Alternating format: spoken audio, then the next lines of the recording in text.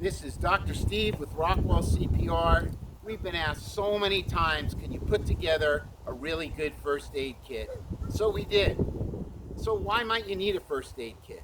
The National Emergency Medical Information System says the first reason for people to call an ambulance are traumatic injuries. Bottom line is life happens.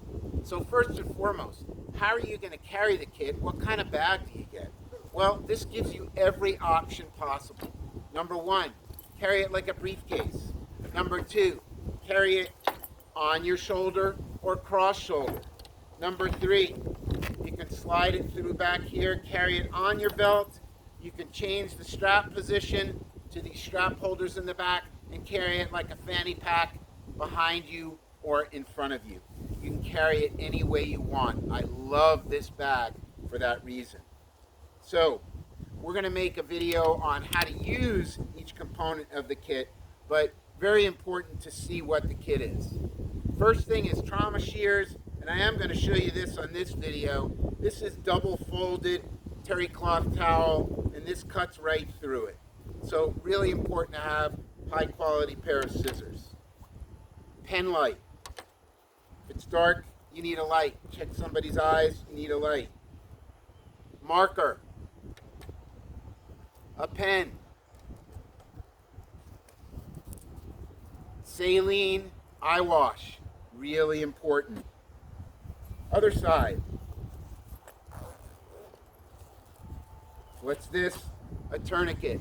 A high quality tourniquet. This is called the Windlass. This is not going to break.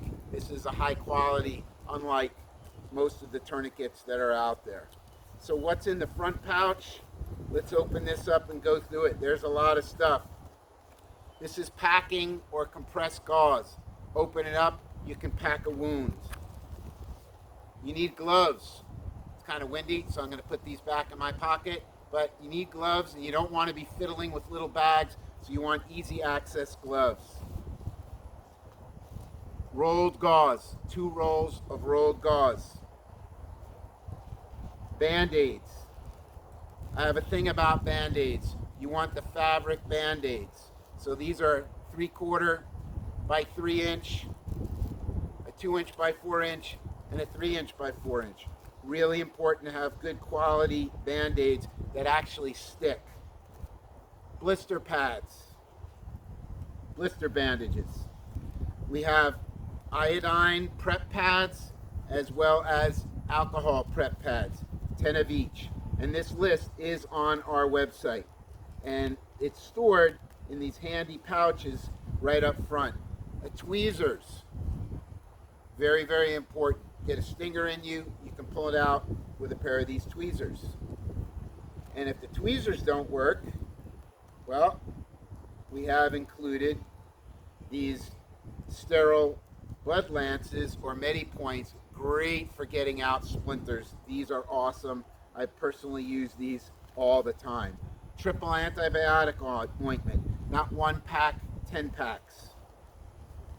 Bleed stop. Sprinkle this powder in a wound. It's awesome.